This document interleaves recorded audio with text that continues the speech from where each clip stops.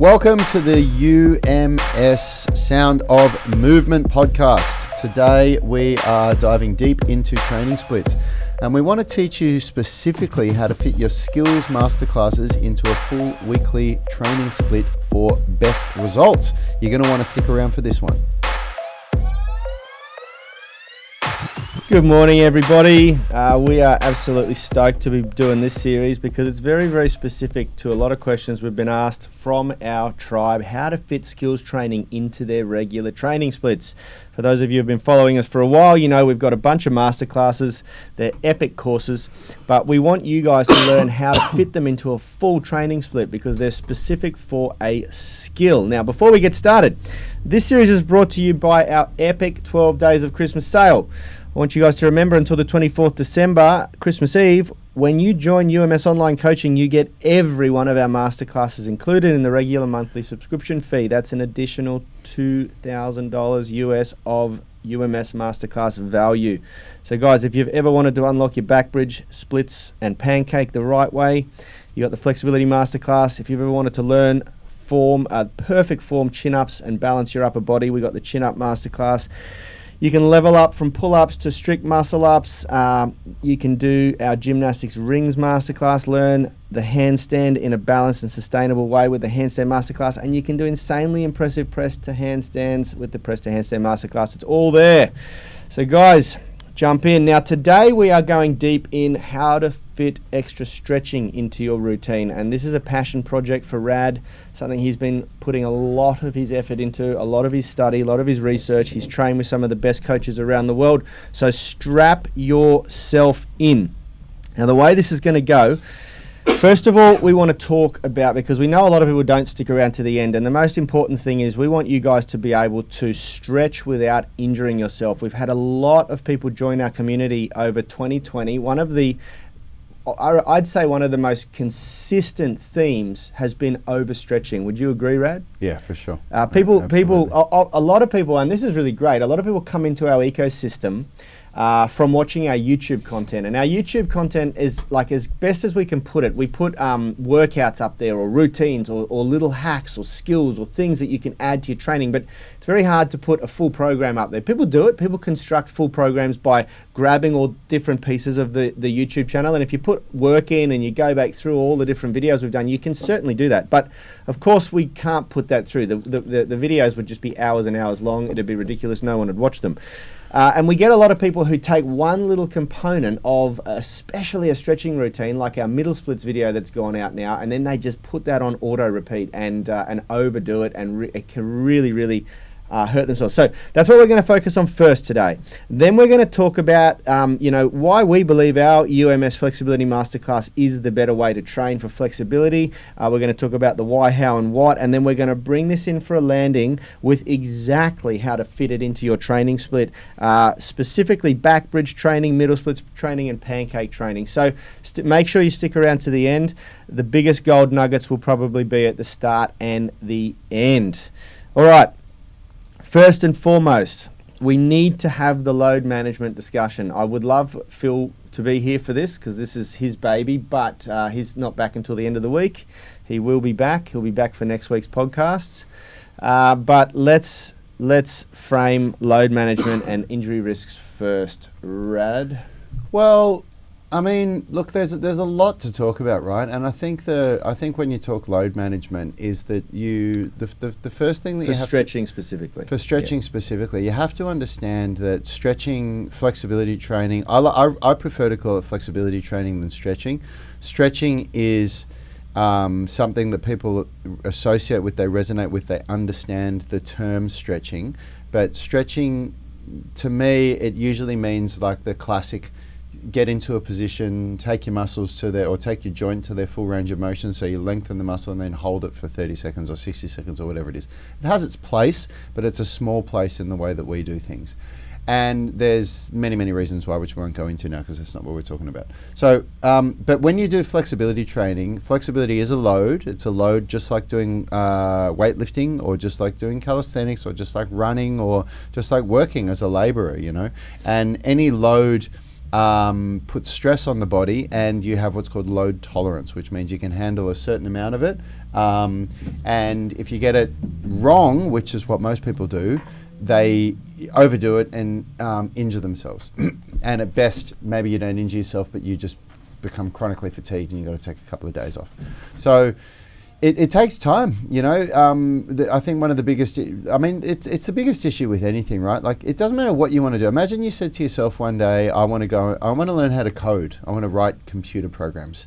And you tried to teach yourself how to code by watching YouTube videos and, just trying to use Dr. Google to figure out how to code. I've never learnt to code before, but I can't imagine you'd be a very good coder. I tried recently. I bought my son a toy robot that you could put basic code into, and it's not easy. And maybe somebody... and I tried doing it on Google. And maybe somebody will say, I taught myself how to code. I'd still argue that if you went and did a TAFE, in Australia we call it TAFE, that's like not university, it's like after school, sort of after work teaching and stuff. Maybe if you did a TAFE course, I'd argue that you'd learn how to code a lot better. Now the same thing's going to happen with flexibility and strength training. So when you the problem is, this is where I'm going with this whole story, is that when you use Dr. Google, when you use YouTube, us as coaches, when we do a 10-minute YouTube video, it's like, here, how to get the front splits, and here's a good routine for you. But you don't understand how much of it you should do. You don't understand what's right for your body. You don't understand, is this an advanced, beginner, or an intermediate routine? You don't understand where you are on that process. And it's only a small, it's a small piece of the puzzle, you know? Yep. And so, people really get this wrong by just looking at what other people are doing and saying, I'm going to try that. And the load is just, it's not right. Well, this is the thing. And just very quickly, for those of you who haven't heard the load management, load capacity discussion, we use an analogy that we learned from Phil, our resident physiotherapist.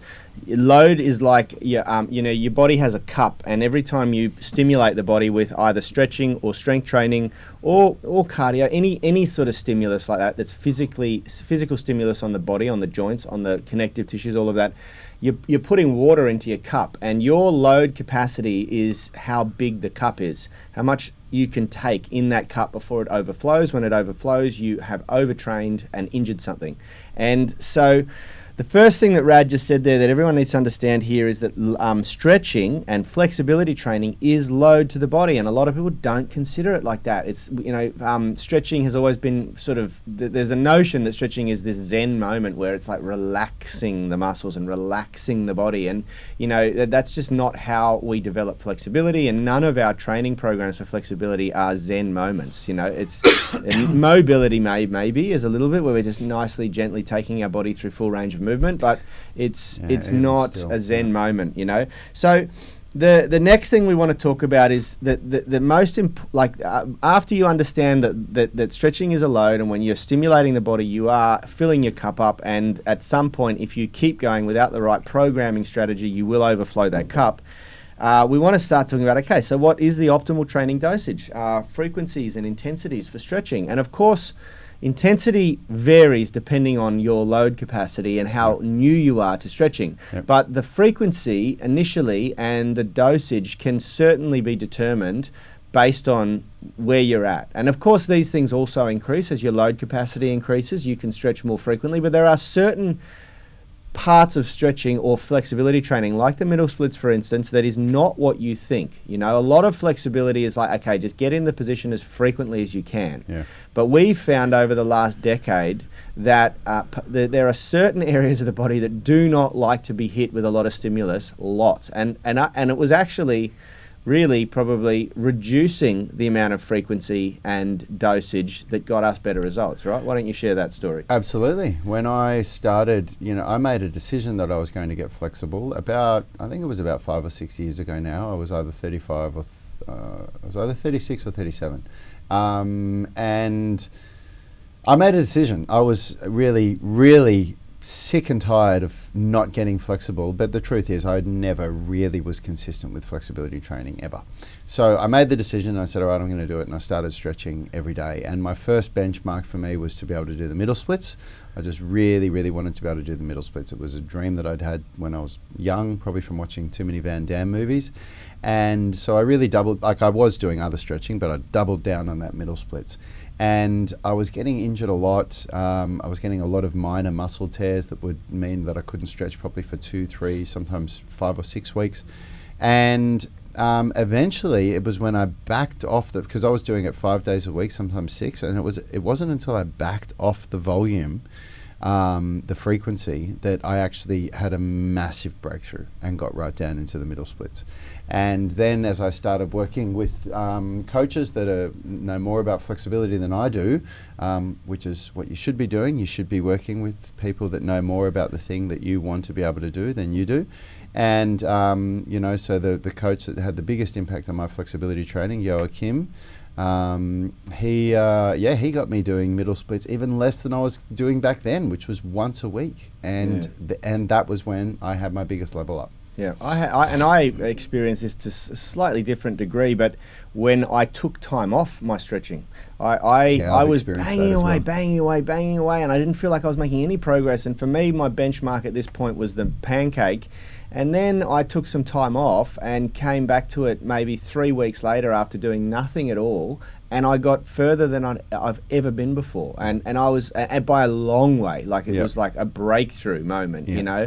And I was like, wow, like you really do need to periodize your flexibility training and do it properly. And the reason is because, and I want to emphasize this, the principles of strength and conditioning and sports exercise science, like progressive overload and supercompensation referring to the recovery curve after stimulus, after a bout of stimulus, after a training session, how your body is, first of all, sort of damaged to a degree. There's damage to the tissues because of the stimulus, and then how the body recovers from that and becomes better than it was before. And if you get the dosage right, the frequency right, and the intensity right, you will continue to make gains. If you stuff it up, you tend to not, and you can even go backwards.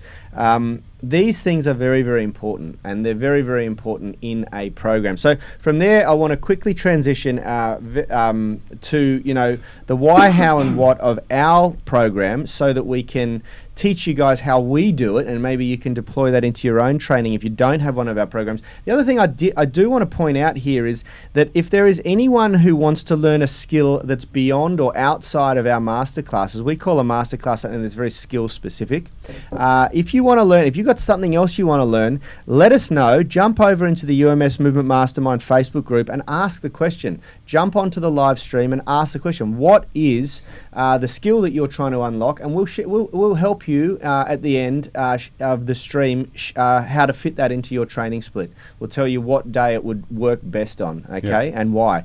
So this is the first reason why our UMS movement masterminds, we believe, are the better way to train, because we do factor in how to fit this into a specific day. And the key difference is that it's never just the skill that we put into the masterclass. It's a complete workout. So you're always training in balance. And this is key. Remember, we always talk about our general preparations phase. We call it our foundations phase, where we're balancing limb symmetry from left to right side, but we're also balancing, obviously, strength and flexibility. But the most important is agonist, antagonist muscle groups. Every joint has opposing muscle systems, and those systems need to have a balance that creates both a symbiotic relationship, but also joint integrity. It's what in engineering, I was an engineer before I was a personal trainer. It's what's referred to as a force coupling, where you've got force being produced on both sides of a joint, a fulcrum point, that creates stability. If there's more force on one side, the obvious outcome is that it's going to pull more excessive load on one side, and it creates instability. And so when you're doing a skill, it might be a handstand, which really emphasizes elevating the shoulders, elevating the scapula. Then you need to pair it with a movement that depresses the shoulders, depresses the scapula. We use the L-sit, for instance. And you need to think about that all the time. If you're learning to do a chin-up, then you also have to be balancing it with shoulder pressing movements, because you're doing a vertical pull. You want to balance that with a vertical push. And the moment that you start to run towards your skill without doing that balance, you start to really, really affect the balance and symbiosis of that joint. So that is the first why to our masterclasses. Why is it the better way to train? We take every consideration to keep you training in balance. Why don't we talk about how it works, just from a program structure, you know? Yeah, well, look, the Flexibility Masterclass is really the culmination of 5 or 6 years of my own research into flexibility training. And we originally created the Mobility Masterclass, but I learned a lot more since creating that course.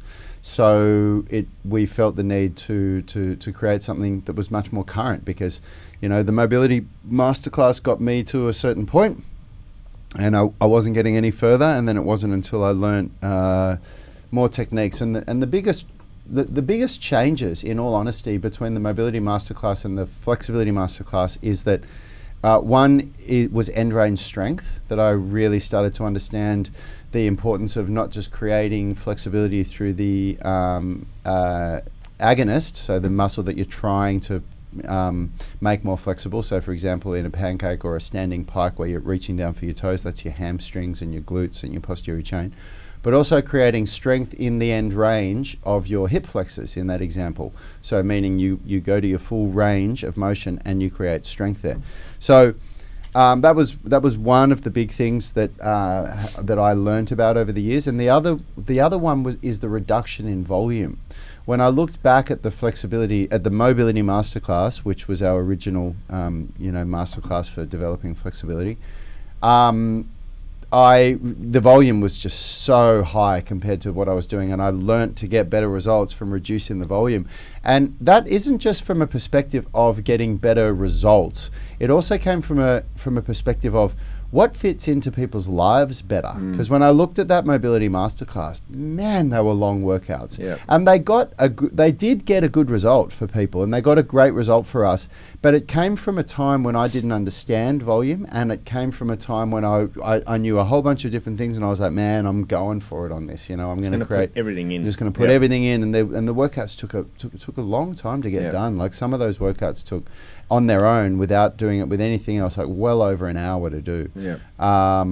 Which is a lot of time to commit to just flexibility training. So, how does it work? It's the right amount of dosage on the right things. So, and it's the combination of active flexibility, meaning that you aren't passive. Your muscles aren't relaxed. Your muscles are contracting during the movement, either isometrically or eccentrically.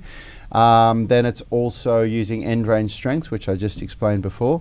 And it's also just the dosage, the amount that we get right, where you have at least a couple of days to recover from the same muscle group before you do it again. Some things like the middle splits only get done once a week. And also I wrote it all in a way that you can do the whole thing Monday to Friday. You don't need to train on Saturdays and Sundays to get a great result with it. Yep. And also wrote it in a way that really fits in with the UMS program. Which is the better way to train, without a doubt. So, And so then finally, before we get on to exactly how to fit flexibility training into your weekly training split, what results can people expect with the Flexibility Masterclass? So you can expect to unlock things like the standing and seated pike, your front splits and pancake, middle splits, back bridge, and also really good shoulder flexibility. So shoulder flexion, which is where your arms come overhead, up above your head, like in a handstand position. That's called shoulder flexion. And shoulder extension, which is where your arms go back behind you and beside you in something like a V-sit. We also work on internal and external rotation of the shoulders, and a little bit of hip external rotation. Not a lot, but there is definitely hip external rotation in there.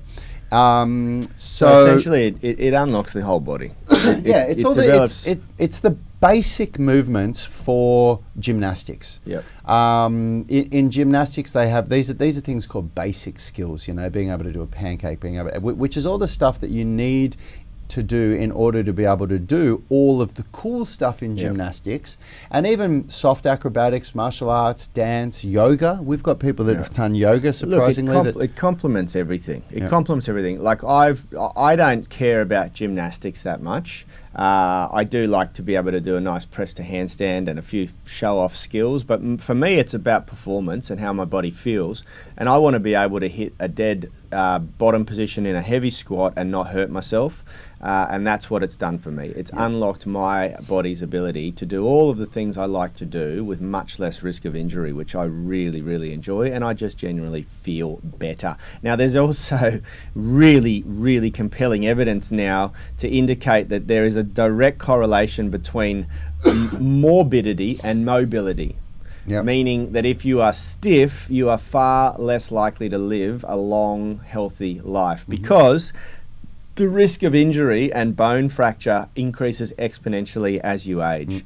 And you don't survive falls. You know, you fall over, hurt yourself, and then you have a rapid decline in overall health. Well, I'm different to that. I do want to unlock gymnastic skills. That is important for me. I like the pursuit of soft acrobatics. And when I say soft acrobatics, I mean not. I don't really jump off the ground anymore. As I get older, there's just too much impact involved in that. But I like being able to do cartwheels and, you know, sort of capoeira style acrobatics on the ground where your body never completely leaves the ground. And, you know, when you have good flexibility, I'll rephrase that. If you don't have good flexibility, that stuff's impossible. Forget it. You'll never do it. And if you do, you're going to run a very high risk of injury, and eventually you will get injured. So that's really important for me, and that's why I started doing this stuff. What about you, Richie? What have you noticed, and why do you now incorporate the Flexibility Masterclass in your training? Just like you guys were saying before, you can hit the bottom of end ranges and not feel like you're at risk of being injured, you know. Getting down to a deep range squat, bending over to do deep remaining deadlifts. Just overall feeling a lot better. Shoulder pressing, things like that. Shoulder pressing has never been an issue for me, but like being on my wrists for handstands, that's a big one. Yep. And I guess shoulders with handstands as well, Yeah, for sure. Yeah, because Richie was somebody that never used to do flexibility training at all, and he adopted the flexibility masterclasses into his training routines, and I've seen his capabilities just exponentially increase, you know. Richard's somebody that definitely doesn't care as much about calisthenics as I do, but I've seen him be able to do a mediocre press to handstand, which is pretty amazing still, you know. Anybody that's ever tried a press to handstand, if you can do any kind of press to handstand at all, it's a pretty impressive thing. Absolutely, and it's just also about it's also really beneficial to be able to recruit muscle fiber. There's been a couple of interesting studies that have come out recently to say that even bodybuilders would benefit from accessing more range, because you're accessing more muscle fiber and you can hypertrophy better. So that's right. Now the important part is putting it into a training split, and this is very, very important to understand, because this is I guess the secret sauce behind the UMS, the way we factor and consider stretches and strength training, and we do it in a way very carefully to not compromise one another. So we actually maximize the benefits from stretching by stretching when the body is warmed up, and also when the central nervous system is fatigued. We put our workouts together at a 1-to-1 ratio, so you're strength training and then stretching when most people would usually be recovering, and that amplifies the results from the stretching, because when the central nervous system is fatigued from the lifting, from the weightlifting, then you can access more range of movement, because it's the central nervous system that's inhibiting the range of movement. It's not the muscle fiber itself. And if you need to go deeper into that, we've got heaps of great podcasts talking about the mechanisms of flexibility and the mechanisms of flexibility training. But what you really just need to understand for this discussion now is that the muscle fibers can stretch or contract, they can lengthen or shorten.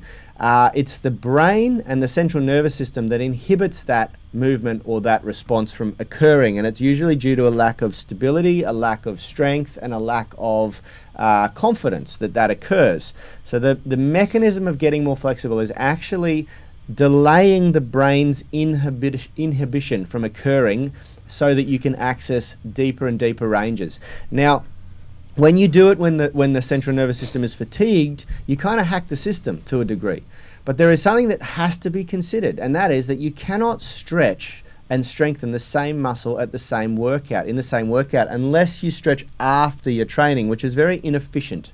You can do it, and it's effective, but it's very inefficient. It lengthens the workout duration exponentially. Well, we should clarify that because what you've said is only partially true. It's just that we have been hammering this message home for so long that we've maybe forgotten what's really going on here.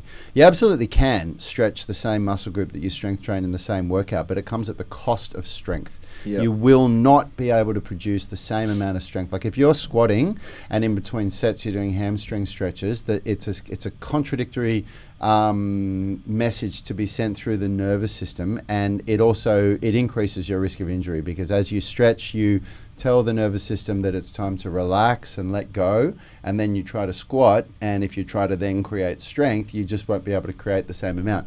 But that said, I've been told that the science and the research shows that is actually the best way to increase flexibility is to stretch, create a new range, and then strengthen that new range, but you will not produce the same amount of strength. And so we make the distinction to say what we're doing is making people stronger and more flexible at the same time. So we're going against what most people do here, and we produce exceptional results with it. So I just want to make that distinction because if somebody might say, oh, but I've read this and that. Maybe you have, but there's the research and then there's the practical application of it. Yep. And how long have you got to train? Because if you follow the research and you do exactly what the research says, man, you're going to be training for a long time. Well, we've done it. We've tried to do it, and it means that you're training for 3 hours a day minimum to gain both strength and flexibility. But let's get into this now. We'll talk about how you fit. So you've got the Flexibility Masterclass Phase 1. You've got your UMS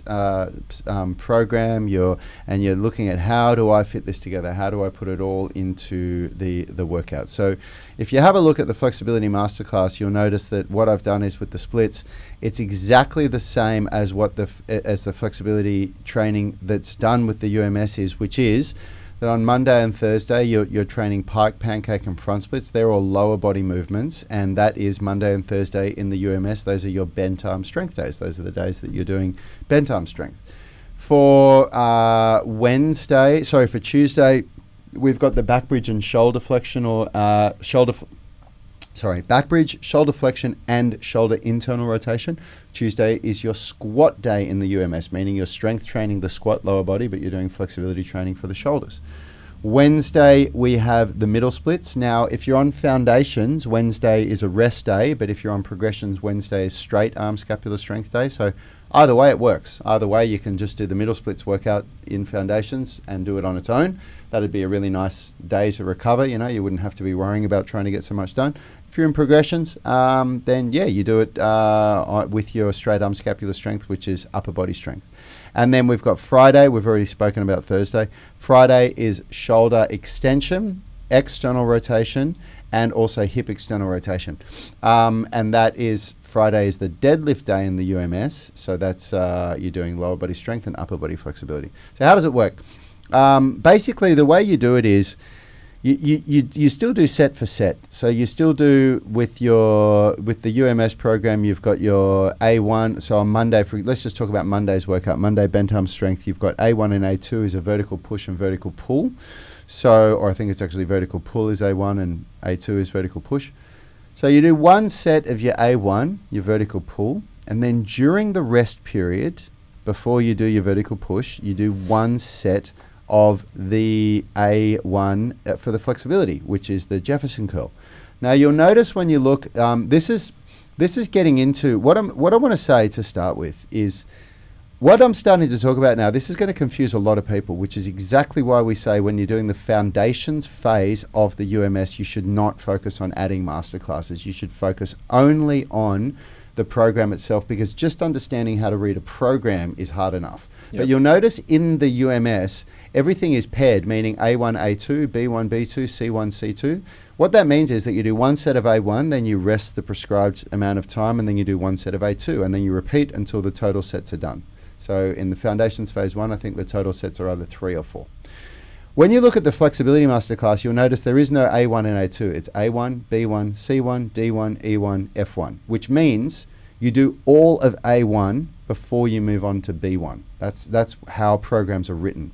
So in this case, it says 3 times 5 Jefferson curl. That means 3 sets of 5 reps. So what you do is your UMS program, your vertical pull, A1, you do 1 set. And then during the rest, you do 1 set of the Jefferson curl, A1. Then you go to A2 for the UMS. You do 1 set of the vertical push, so your shoulder press. Then you do another set of the A1 of the Jefferson curl. So now you've done 2 sets of the Jefferson curl. Then you go back to your A1 of the UMS, which is your vertical pull. You do 1 set. And then you do your third and final set of the Jefferson curl. Then you go to A2 of the UMS, which is your vertical push. And you now move on to B1. In the flexibility masterclass, which is the standing hamstring stretch with yoga block. And you do your 1 set of that. Then you go back to A1 of the UMS, which is the vertical pull.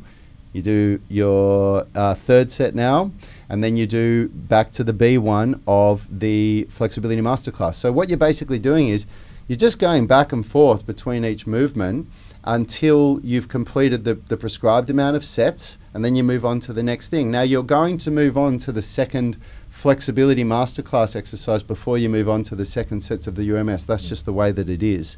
And this is why, guys, this is why we say save this until you get into the progressions program, because it's just too much to think about. And I'll tell you right now that the flexibility training that is within the UMS, the foundations phase, is more than enough to achieve the initial result, which is why we say these things are called masterclasses. Yep. We're talking about masterclasses of handstands, muscle ups, press to handstands, splits. Like, this is advanced stuff, you know. And what Rad's saying there, every single strength movement in the UMS is paired with its opposing strength movement. That's right. So you're always going between 2 opposing strength movements in UMS. So then you basically, as you go through back and forth between those 2 opposing movements, you're just adding the first stretching movement, flexibility movement, doing all the prescribed sets there in between each of those opposing strength movements until they're all done, and you just work your way down through. Now, it is very, very important to understand what Rad just said. If you are in UMS and you are just starting foundations, you absolutely just focus on that, and until you or unless you look at the program card and know exactly what it means. Yeah. If you've been training for a long period of time, with a good strength coach before, it's a universal code. It's a universal template. In all honesty, though, I would still argue, like, you think about how long have we been training for when we started doing the original UMS flexibility movements, which are, because it was a while ago that we did them, the diagonal stretch, the single leg good morning. Do you remember? That's not it's not like it's basic stuff. That's what gave us our first breakthrough in flexibility. So I would say everyone should be doing it. Just do foundations. When you're new to the UMS and you're in foundations phase 1 to 3, everything that you need is within that program. You do not need to look outside of that program. And then once you get out of that and you get into the technique optimizer, even still with the technique optimizer, stay exactly, because there's new stretches in the technique optimizer. It levels it up. And then once you get into progressions, you can start looking at adding the masterclasses. And even still, you still wouldn't need to straight away, because progressions itself is enough there to help you to iron out these creases. But if you are one of these people that are beyond all those stages that we've just said, this is how you do it. Now, for some of you, you're going to listen to this and think, that makes no sense to me, and you'll listen to it 10 times and it still makes no sense. Guess what? You're probably a tactile learner. You're probably somebody that doesn't actually absorb information from listening to it. Some people do. I'm not. If somebody can explain something to me 100 times and I won't get up until I do it, and then when I do it, it sinks in and I go, And what you've got to do is get up and do what you think is right, write it down, share it to the group and say, this is what I did, and we'll just tell you if it was right or wrong. And just expect that if that's you, if you're somebody that struggles to absorb this information by hearing it, that's fine. Just get up, try something. It doesn't matter if you do it wrong. Get 1 week, you might get it wrong, and then you'll post some videos, you'll ask some questions, and then you'll get it right for the second week. That's totally okay. Absolutely. All right, guys, we're going to bring this one in for a landing. I hope you learned something, irrespective of whether you're in our UMS online coaching program or not. Remember, if you've got a skill that you would like to learn and you want to know how to fit it into your regular training split, get those questions in the UMS Movement Mastermind and we'll help you out. Join these live discussions. That's the best way to do it. Shout out to Lee for letting us know she was on the live stream. Tomorrow, we're going to be talking about chin-ups, how to fit additional chin-up work in if your goal is to unlock the chin-up. We're going to go deep on the topic, and it's a very, very important one because chin-ups are one of those movements that really expose weakness in the forearms and elbows. If you overdo it, you get the volume and the intensity and the frequencies wrong. So make sure you tune in tomorrow, or if you are listening to the replay of this and you've just jumped in and grabbed one of our masterminds, our masterclasses, the flexibility, chin-up, gymnastics rings, handstand or press to handstand masterclass, then enjoy the program. You've got a lot there to unpack, and we hope to see you in the UMS online coaching program soon. Health is about performance, not just body image. You better be willing to accept what you're going to have to do to get there. We'll start focusing on movement goals, strength goals, flexibility goals. When you nail that skill, it's there forever. The body image goal doesn't get you that It's far. the consistency and frequency that's going to get you there. It's not the intensity. There's no shortcuts to mastery and movement. Destination doesn't change overnight, but your direction will. The gym is not the place to beat up the body that you hate. It's the place to build the body that you love. We are the gym that teaches people how to move instead of just exercise, because we believe that health is about performance, not just body image.